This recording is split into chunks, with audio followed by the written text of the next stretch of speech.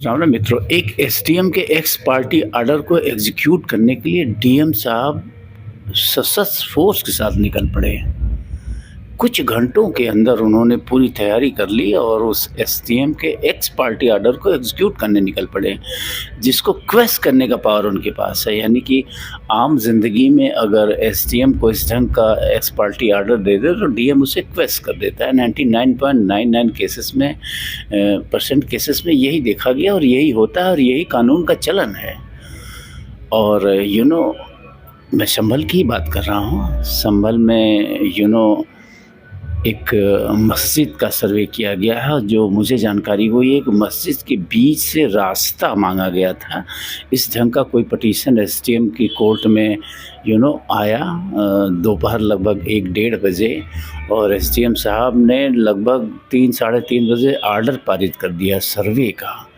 DM साहब उसे execute करने के लिए निकल पड़े एसएसपी को साथ लेकर और बल दल के साथ।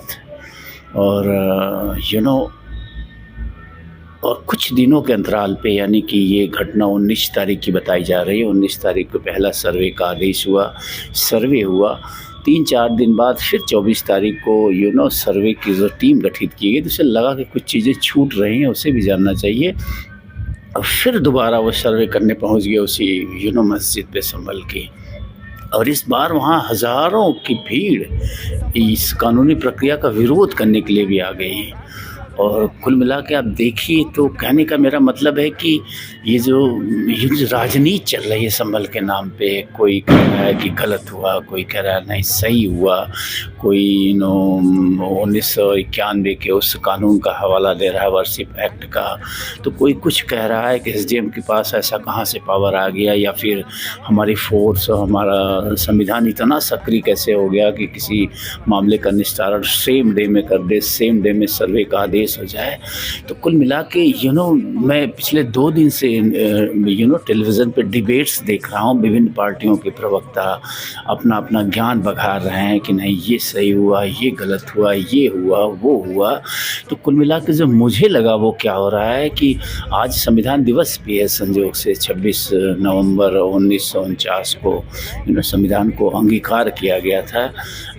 हालांकि आज़ादी के बाद ये दिवस नहीं मनाया जाता था, लेकिन चूँकि हमारा देश धीरे धीरे उत्सवों का देश होता जा रहा है।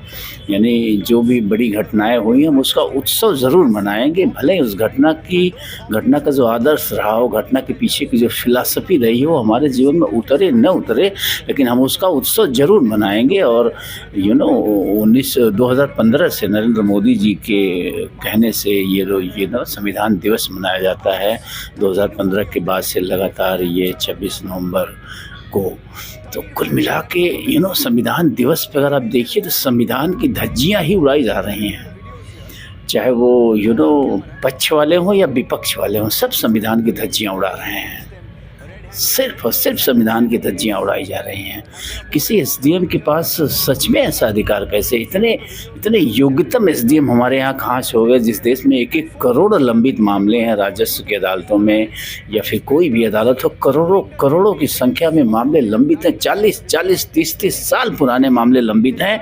और एसडीएम साहब इतने योग्य एसडीएम निकले कि माई गुडनेस, 3 घंटे के अंदर उन्होंने पूरा इतने बड़े ऐतिहासिक मसले का निस्तारण कर डाला। गजब के डीएम साहब, जिन्होंने एसडीएम का आदेश को फॉलो कर लिया है एकदम बिना कुछ सोचे समझे विचारे कि एसडीएम ने गलत आदेश किया है या सही आदेश किया है। तो कुल मिला के और जो बचाव करने वाले हैं वो भी अद्भुत बचाव कर रहे हैं। 1991 में वर्शिप एक्ट कांग्रेस ने बनाया था, वो भी अद्भुत एक्ट ही है। अरे भाई, जब भारत का बंटवारा धर्म के नाम पे हुआ था, तो मैं तो कह रहा हूँ कि आज़ादी के तुरंत के 1-2 वर्षों में इन सारी समस्याओं का समाधान कर दिया जाना चाहिए था।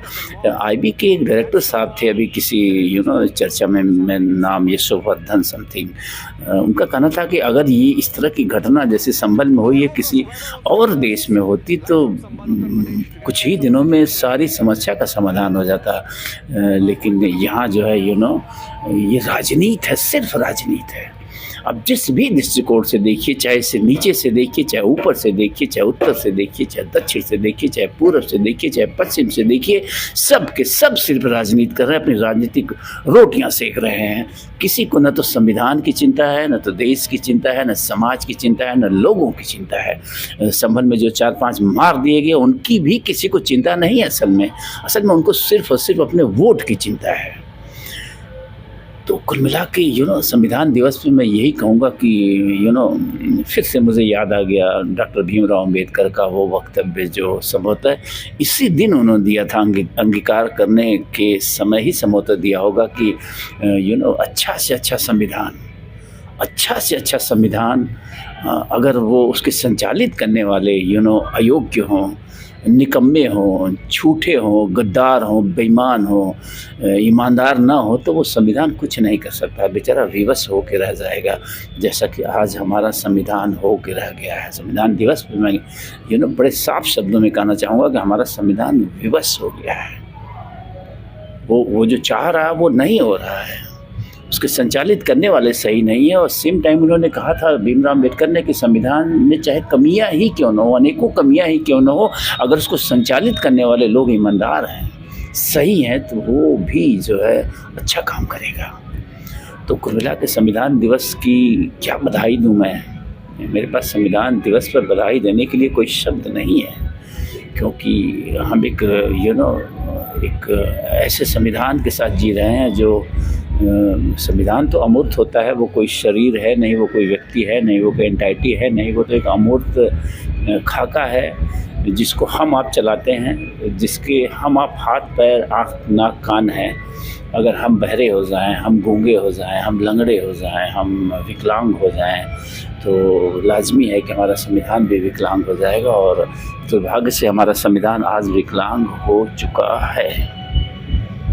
थैंक यू, धन्यवाद। जागिए, अपने हाथ पैर मजबूत करिए, अपनी आंखें खोलिए, अपने कान खोलिए, नहीं तो ये नेता देश को बर्बाद कर देंगे।